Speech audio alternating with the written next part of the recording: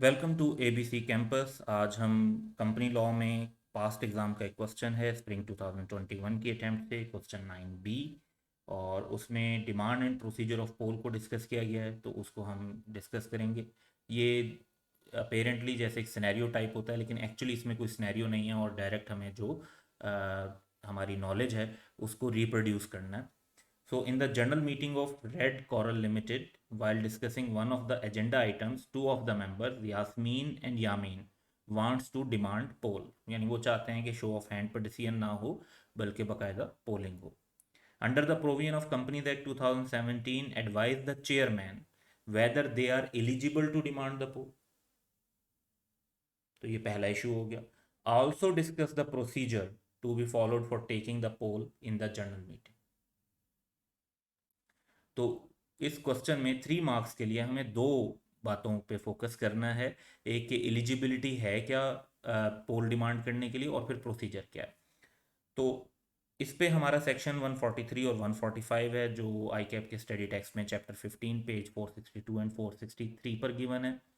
सो इसका आंसर अब डिस्कस करते हैं। सबसे पहले हम बात करेंगे एलिजिबिलिटी टू डिमांड पोल की। तो उसमें एटलीस्ट 10% वोटिंग शेयर होने चाहिए मेंबर्स के पास, एक के पास या एक मिलाकर। तो अगर यास्मीन और यामीन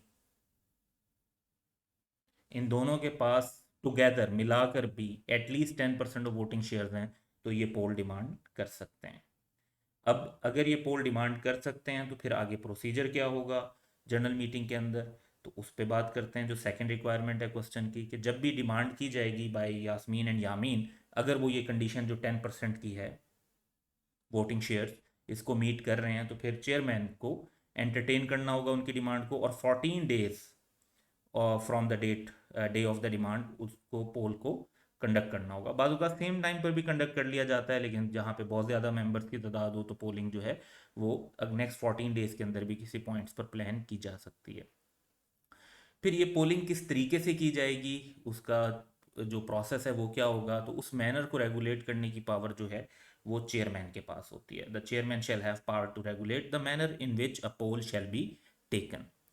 फिर जब जाहिर बात है कि वोट काउंट होने होंगे, तो वो किस तरीके से होंगे, उसमें चेयरमैन खुद या उनके एक नॉमिनी, और इसी तरह जिन लोगों ने पोल डिमांड किया था यानी यास्मीन एंड यामीन, इनके एक रिप्रेजेंटेटिव, वो जो वोट्स होंगे उनको स्क्रूटनाइज करेंगे, यानी उनकी काउंटिंग को के प्रोसेस को मॉनिटर करेंगे। उसके बाद जो भी रिजल्ट होगा वो अनाउंस किया जाएगा by chairman of the meeting, और जो रिजल्ट ऑफ द पोल होगा वो मीटिंग का डिसीजन समझा जाएगा उस मामले पर जिस मामले पर वो पोलिंग की गई थी। तो ये एक सिंपल सा हमारा क्वेश्चन था। इस पर मज़ीद जो फैक्टर्स हैं उनको देखते हैं। तो मार्किंग स्कीम, एलिजिबिलिटी पे 1 मार्क,